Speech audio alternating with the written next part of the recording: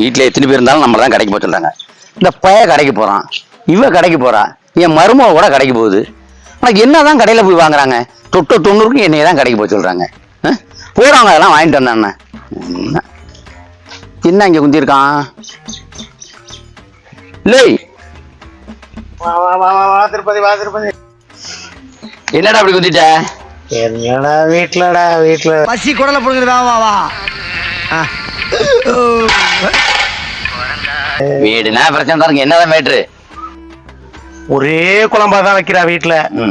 என்னடி ஒரே குழம்பா வைக்கிறேன்னு கேட்டா, நான் குழம்பு வச்சிடுறேன், நீங்க என்ன குழம்பு வேணாலும் நினைச்சிட்டு சாப்பிடுங்க, ஊத்தி சாப்பிடுங்கிறா. நான் என்ன செய்யறது? அதான் கவலையில இருந்து உட்கார்ந்துட்டேன். மொத்தத்துல அவளுக்கு லேடி இல்லடா, 1ஆம் நம்பர் கேடி. சரி வீடு, எல்லா வீட்லயும் பிரச்சனை பாரு. என் வீட்டுல அத்தனை பேர் வந்து நான் தான் கடைக்கு போற மாதிரி இருக்கு. வா பேசிட்டு போவோம்.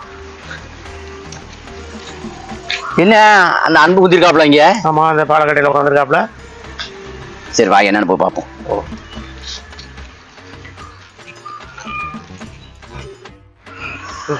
அன்பு, என்ன அப்படி தலையை கீழே போட்டு குந்திருக்க? என்ன அது? அதை ஏன்னா கேக்குறீங்க? எனக்கு ஒரே பொண்ணு, அச்சமில்லை ஓடு அச்சமில்லை ஓடுன்னு சொல்லி அந்த பொண்ணை ஓட விட்டே வளர்த்தேன்.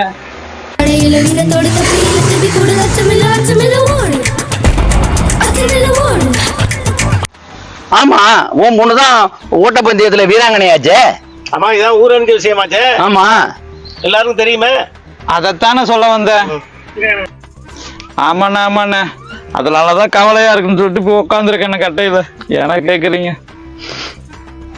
ஏன்பா, எது ஸ்டேட் லெவல்ல எதுவும் தோத்துருச்சா?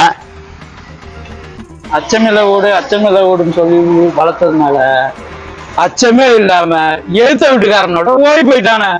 அதனாலதான் அப்படி உட்காந்துருக்கு.